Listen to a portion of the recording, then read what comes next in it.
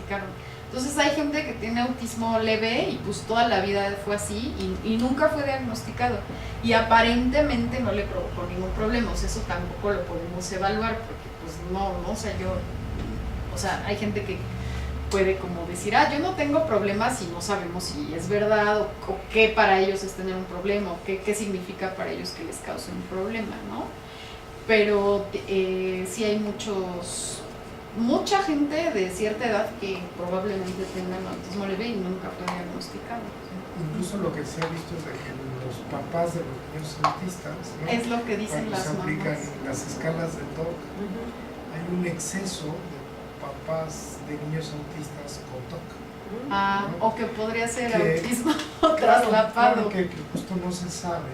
O sea, esto el doctor Hollander que es uno de los hallazgos así interesantes, por eso es como el interés de estos campos, ¿no? Que dice uno, bueno, ¿qué tanto son estas personas realmente TOC o fueron autismo leve? Que se desarrolló así. Y en el hijo hay este fenómeno incluso que le llamamos de anticipación genética, que es cuando en la generación siguiente se hace como un agravamiento de la enfermedad, ¿no? Que es un fenómeno que se ha visto en algunas enfermedades genéticas y entonces ya se da el autismo más... Sí, claro, más clarito. Sí, también, bueno, muy importante, así como nos comenta, porque sí, bueno, yo al doctor no le había dicho todas esas características porque yo pensé que era parte de su personalidad, ¿no? O sea, como digo, bueno, todos somos diferentes, ella es así. Sí. Pero ya viendo, digo, ay, siempre dan todas las Es que es lo que le decía muchas veces, para hacer como el diagnóstico que uno se cuestione, hay que saber muy bien qué se espera de un niño a ciertas edades. O sea, como del desarrollo no autista, porque si no uno no puede saber, o sea, si no hay un punto de comparación, pues uno puede pensar que es su personalidad o que así son todos los niños o muchas cosas. Entonces qué bueno que vino a la plática para que... Sí, realmente aprendemos mucho en todas estas pláticas, siempre obtenemos información y aprendemos algo. Qué bueno, muy bien, qué bueno que bien. Sí, digo. O sea, los adultos, los padres, me imagino que cuando tengo un amigo que tiene un hijo autista, tiene muchísimos años que no lo veo y estaba vuelto loco. Sí. No sabía qué hacer, estaba se sentía muy desesperado. Pero los que tienen el autismo, o sea, los niños, sufren que no tienen contacto con la demás gente, o realmente no lo enteran. O sea, es que esta es una pregunta muy difícil de contestar porque, o sea, efectivamente sí hay algo en ellos, o sea, incluso a nivel neurotransmisión en el cerebro hay algunos neurotransmisores que tienen en exceso comparado con otras personas. ¿Esto qué significa? Que, o sea, las interacciones sociales hacen muchos cambios incluso en la química cerebral. Y entonces a veces las interacciones sociales a nosotros nos dan un exceso de neurotransmisión de algunos, ¿no? No de todos los neurotransmisores, pero de algunos. Por ejemplo, serotonina. Y ellos ya tienen más serotonina, entonces también es como algo que se ha cuestionado, pero tampoco es seguro, ¿no? Y es como de, bueno, pues ya tiene el exceso, entonces como que también ya esta interacción, pues ya no le... Pues digamos como si no le hiciera falta. Pero, como yo les decía, sí tienen cierto nivel de apego y sí necesitan también las interacciones, aunque en menor grado que las personas sin autismo. Y en lo que sufren, pues es en todo esto que les acabo de comentar, que es, o sea, si le cambian la rutina, pues se va a alterar, ¿no? Y pues se alteran muchísimo y es un sufrimiento muy fuerte. Pero, y tienen todas las emociones, o sea, obviamente también se altera, o sea, tienen mucho malestar emocional y todas las emociones negativas las presentan, ¿no? Ansiedad. Pero como que son más...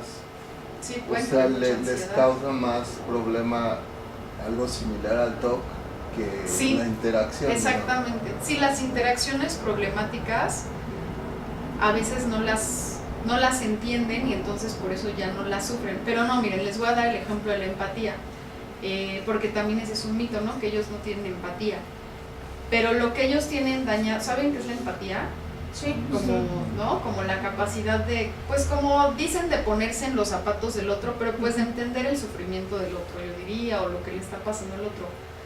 Lo que les dije del experimento de Annie y Sally, eso es también una forma como de medir una parte de empatía. O sea, cognitivamente eso está mal. Si ellos no pueden saber que cuando entra la niña va a buscar la canica donde ella la dejó, pues ahí hay un problema cognitivo en la empatía, ¿no? Pero a nivel emocional, ellos sufren mucho si, por ejemplo, digamos que usted se pone a llorar. O sea, ellos se van a sentir muy mal de verlo llorar, nada más no van a entender por qué llora. O sea, van a decir como, ¿pero por qué? O sea, ¿por qué le dolió, por ejemplo, que si usted se pelea con alguien y ven la pelea va a ser como, pues sí. Y ya que lo ven llorar, pues se van a alterar mucho porque no les gusta ver sufrir a los demás, pero no van a entender la situación en interacción de, así como de, pero entonces, ¿por qué lloró? O sea, ¿qué es lo que pasó?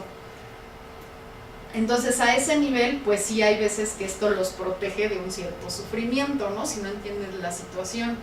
Por ejemplo, si se burlan de ellos, que eso es muy común, a veces si no, o sea, pues no lo entienden, pero ya si ven al otro niño muy alterado, ya los empiezan a excluir o ya los quieren atacar, pues obviamente sí se van a sentir muy mal, ¿no?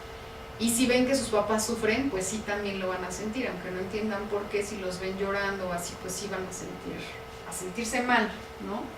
Entonces, pues esto con los papás es muy importante trabajarlo porque justamente cuando se da un psicoeducativo así, pues es como darles mucha información y decirle, bueno, también a lo mejor lo que usted está pensando pues no es eso, ¿no? Es estas cosas y si hay muchas cosas para atender y si va a tener que ir a varios tratamientos y si lo tiene que llevar para que él pueda vivir en su mayor potencialidad, o sea que toda su potencialidad la pueda explotar y pueda estar en su situación más óptima. Pero pues eso es en realidad lo que se tiene que trabajar con los papás, darles mucha información y opciones de tratamientos. Sí se entendió porque luego como que lo dije muy largo, pero esa es, o sea, como a un nivel sí sufren muchísimo y a otro nivel pues sí hay algo donde hay una protección. En conclusión. Sí. ¿Qué tan funcional puede ser un autista? Pues es que ahí sí depende del grado de severidad. Sí, si es leve, por ejemplo, de Asperger. Sí puede ser muy funcional, o sea, muy funcional, sobre todo porque no tiene problemas de coeficiente intelectual. Entonces puede hacer como lo que pueden hacer todas las personas. Muchas veces los papás preguntan, ¿y se va a casar mi hijo? Y es como, bueno, mire, la verdad es que aunque no tenga autismo, pues usted no sabe si se va a casar su hijo, ¿no? Sí. Para empezar, entonces esa pregunta es, pues es algo que, o sea, podría ser o podría no ser, pero pues no depende ni siquiera tanto de eso. No, más bien sería si va a ser apto, si es apto para relacionarse en pareja, ¿no? Más bien. Pues alguien con Asperger, o sea, hay casos, la verdad no es la mayoría de los casos, pero es que ahí sí es una cuestión individual, ¿no? Entonces pues sí hay casos que sí. O sea, por ejemplo, lo que decía el doctor de como del traslape entre TOC y Asperger, no sé si han visto la serie de Big Bang Theory. ¿No la han visto? ¿La de Sheldon? No. ¿No? Pues véanla, está buena. Y ahí sale un personaje que, o sea, que uno dice, al principio como que dice, pues es TOC, pero luego es de, no, pues es Asperger, no, pues es TOC. Y tiene una novia, ¿no? Y se lleva con ella de una forma muy peculiar, pero como que entabla una relación, pero como que, o sea, pueden llegar a entablar algunas relaciones. Por supuesto que no todos, pero pues sí, ahí depende del caso incluso de qué caso estamos hablando de Asperger. Pero no es como, o sea, pueden llevar una vida satisfactoria para ellos, digamos, ¿no? O sea, como que a veces nosotros tenemos ciertas expectativas de la vida, pero pues ellos a lo mejor pueden tener una vida bastante satisfactoria si se les atiende a tiempo, si empiezan a desarrollarse lo mejor posible. Por eso es tan importante buscar marcadores biológicos, ver formas de diagnóstico temprano, de tratamientos, qué tratamientos son más efectivos, pues para que ellos estén lo mejor posible.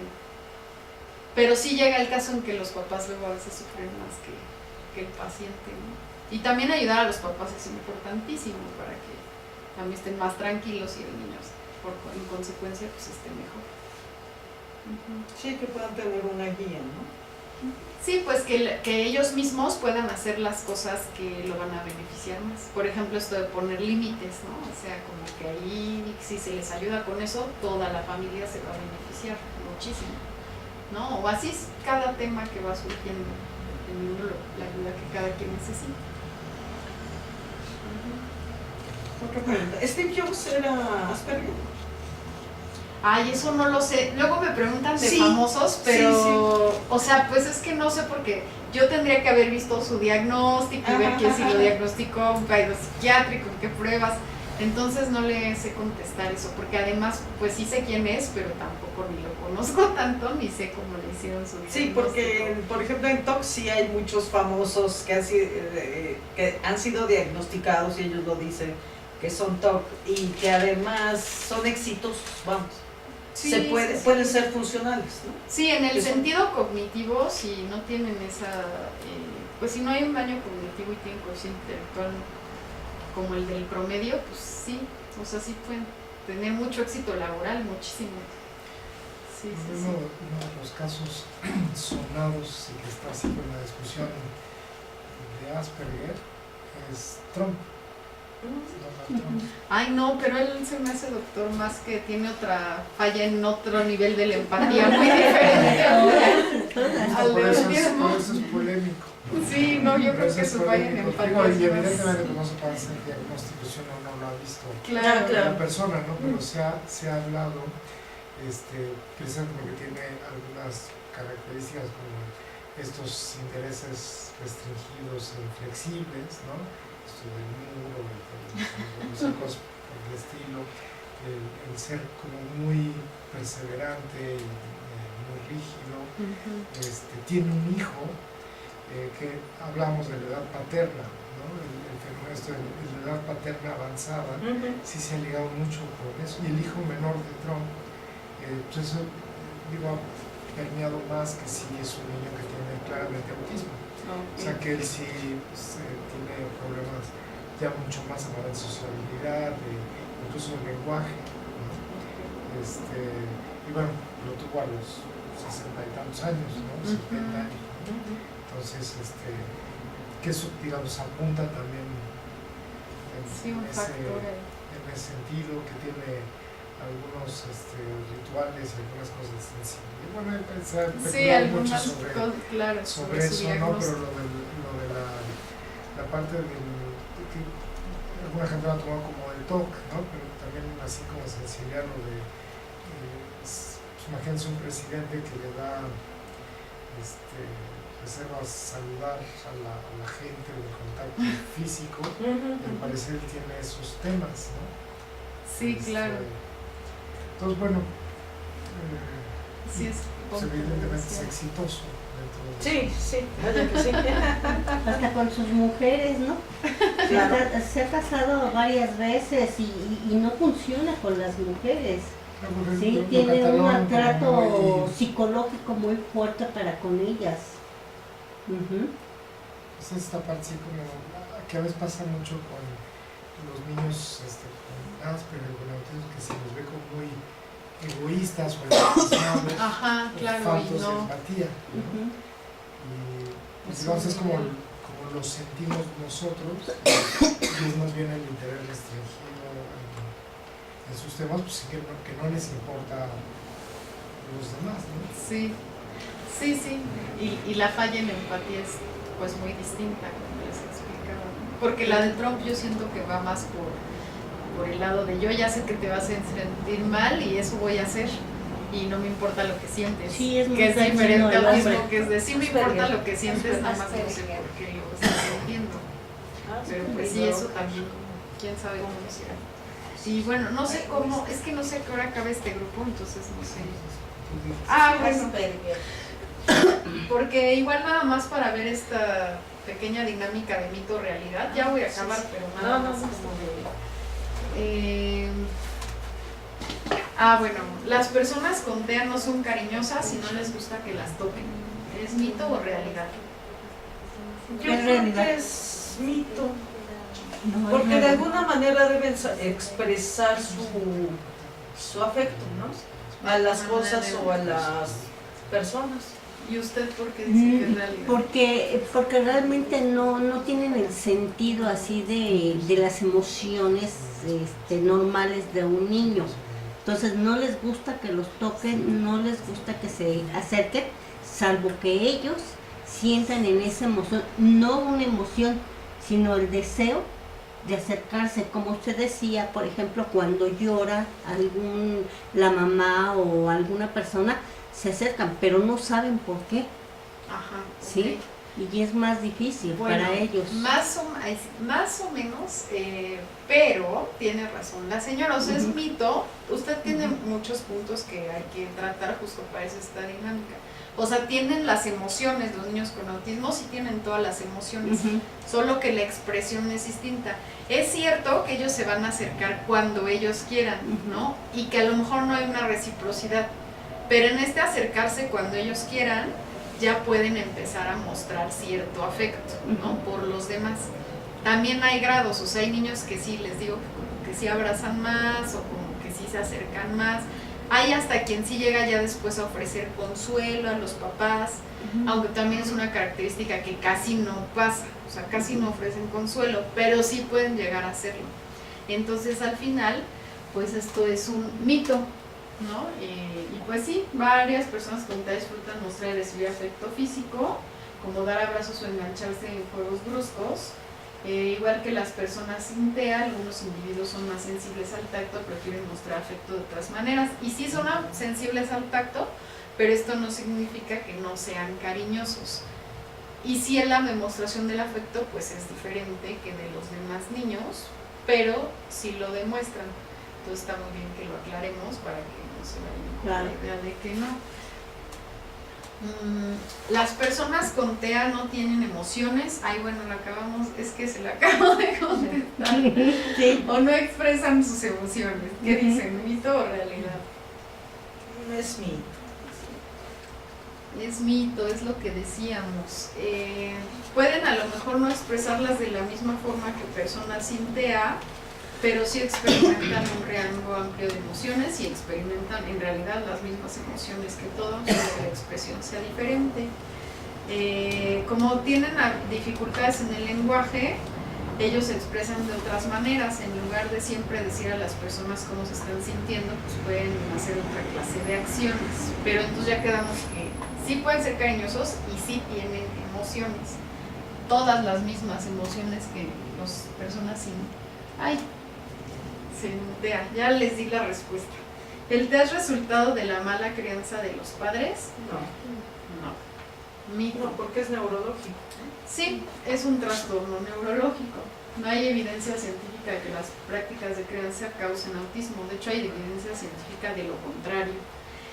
Los padres frecuentemente se sienten culpables o les preocupa que de alguna manera ellos hayan causado esto, pero eso no es así. La crianza de los padres no afecta en el autismo. Y la crianza de los padres afecta mucho en otro tipo de trastornos, eso sí, ¿no? Pero no en autismo. O sea, en autismo este factor psicológico no tiene que ver con el trastorno. De hecho, nosotros así pensábamos que era porque su papá la sobreprotegía mucho y la consentía mucho. Entonces todas las conductas que había venido presentando era por la mala educación de parte de nosotros. No, y hasta la fecha dice, todo es mi culpa, porque yo la protegí mucho. No. ¿Y qué cree que no nada más es los papás los que lo creen? A mí me han llegado aproximadamente 4 o 5 entrevistas que me han dicho que el pediatra les dice eso. Como del pediatra dicen que lo cargo mucho y que es mi culpa y entonces por eso hace estas cosas, ¿no? Como todas las características de autismo. Entonces, pues sí hay que tener una especialización en desarrollo de los niños para poder identificar estas cosas. Entonces, por eso los papás muchas veces no las pueden identificar y creen que son ellos, pero no son. En este caso en particular de autismo, no son. Es como muchos psicólogos no saben detectar el TOC. Tiene que ser un psiquiatra, no un psicólogo. Pues sí, o sea, ahí sí. Los diagnósticos psiquiátricos, pues los hacen los psiquiatras, por eso son diagnósticos psiquiátricos. Y el tratamiento, pues ya lo pueden dar en conjunto entre los dos, ¿no? Y lo podrían detectar, pero pues ya el diagnóstico oficialmente, pues sí, lo tiene que dar un psiquiatra. Mito o realidad, las personas con TEA tienen habilidades avant o aisladas, o sea, son genios. ¿Es mito o realidad?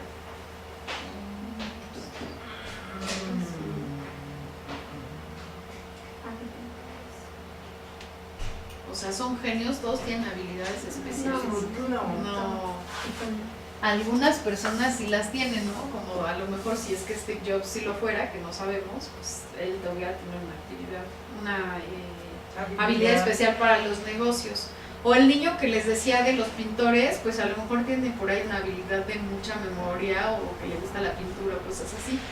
Pero de todos los casos que he visto es el único que ha sido así, entonces como que hay algunos casos aislados que sí son así, pero no es de autismo en general ni del trastorno en general.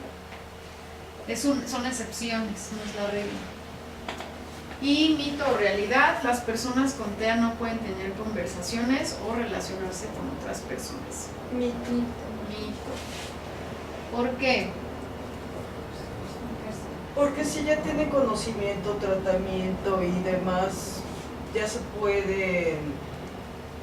tienen autoconocimiento, ¿no? Y ya pueden ir desarrollando sus habilidades.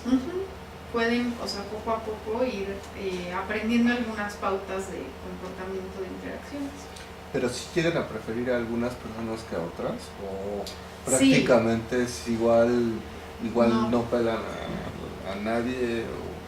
No, ese es un mito, sí tienen sus preferidos. O sea, de hecho, porque justo hoy una mamá me estaba diciendo, y me enojé mucho, que cuando le diagnosticaron a su hijo con autismo, le dijeron, es que su hijo no la va a querer porque a usted le da igual. Y no es verdad, o sea, ellos por supuesto que sí prefieren a sus papás sobre otras personas. El problema es que a veces a las otras personas es a las que como que eligen de formas que solo ellos saben por qué. Entonces de repente pues a alguien les cae muy bien y a alguien les cae muy mal y ahí sí quién sabe cómo lo escogieron.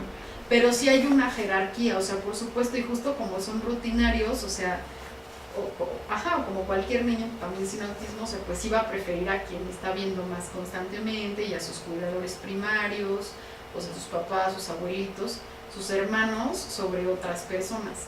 Pero ya, por ejemplo, de sus compañeritos del salón, pues ahí sí ya los eligen pues, por razones misteriosas, ¿no? Pero de todas formas sí pueden preferir a unas personas que otras.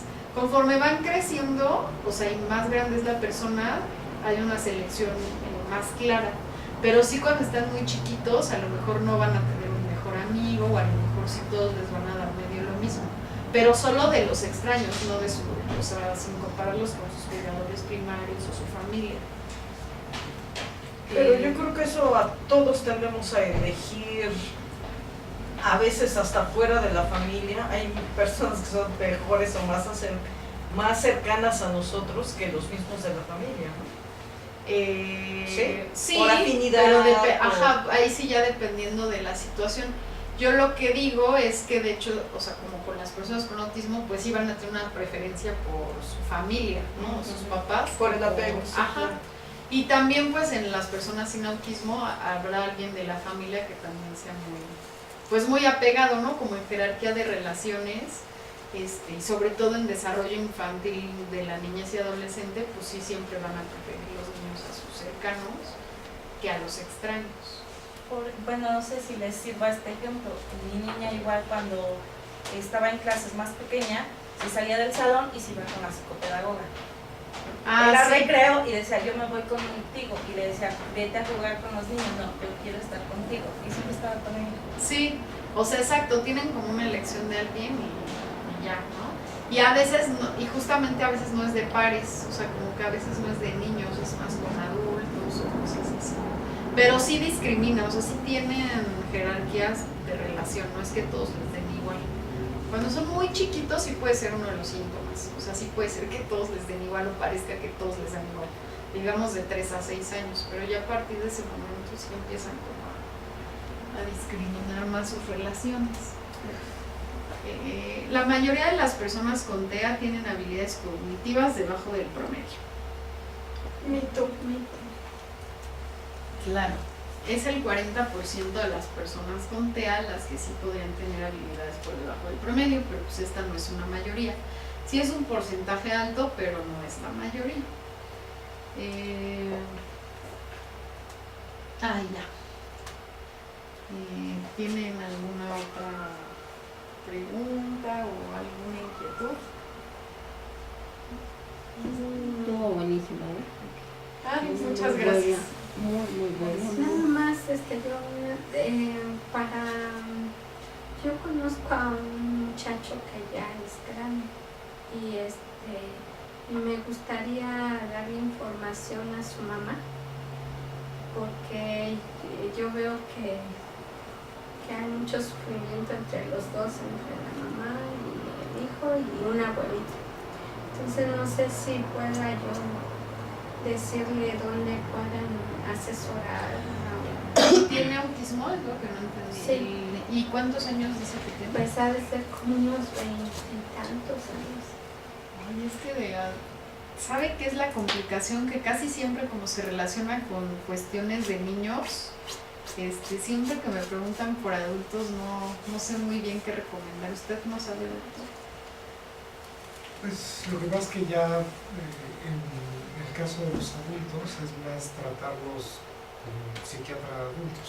Yo creo que sí, y que se especialice en Sí, autismo. sí, incluso muchas veces tratarlos hasta encajan a veces en la parte del TOC. Pues sería con un con un psiquiatra de adultos que tuviera mucho conocimiento del tema. Sí, para que pudiera, bueno, para empezar, como a lo mejor revisar el diagnóstico, ¿no? Y todo, confirmarlo o desconfirmarlo para empezar y ver si es eso, si es otra cosa. Porque también como que alguien tan grande que no tenga atención o que no haya recibido atención, Yo creo que es muy frecuente. Pues sí. Pues sí, tendría que ser alguien de aquí, doctor, no sé, alguien de aquí de Carrachi. ¿Podría ser algún síntoma o no? Nada que ver. Digo, de todo lo que ha hecho no es como, digamos, relacionado o indicativo, más bien es la palabra. Pero, por ejemplo, una niña que prefiere estar con los demás que con sus papás, por ejemplo. Bueno, es que ahí se tienen que descartar. Pero suponga que los papás normales, o sea, no... Es que, ¿qué son los papás normales? Bueno, o sea, porque que no le hacen daño, no le pegan. Es que uno nunca sabe, o sea, se tienen que hacer entrevistas clínicas.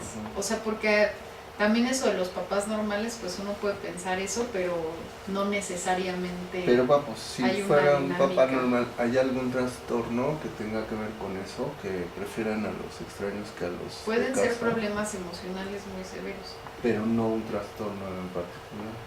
O sea, así como el autismo que no tienen empatía, ¿no?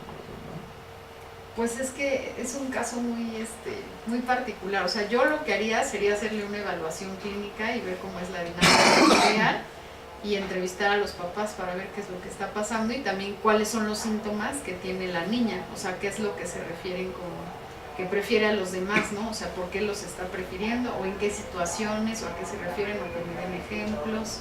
O sea, como que ahí se tiene que hacer una evaluación clínica más formal. Sí, ¿no? ¿De qué?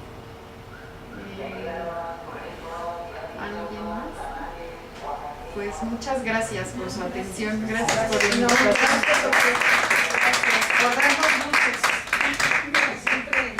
Para eso estamos. Ya para la otra les vamos a tener el boletín entero.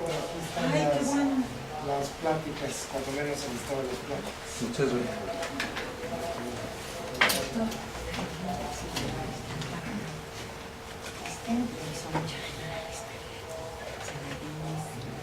Carlos, ¿esta ya sale en este podcast? ¿Cuándo sale?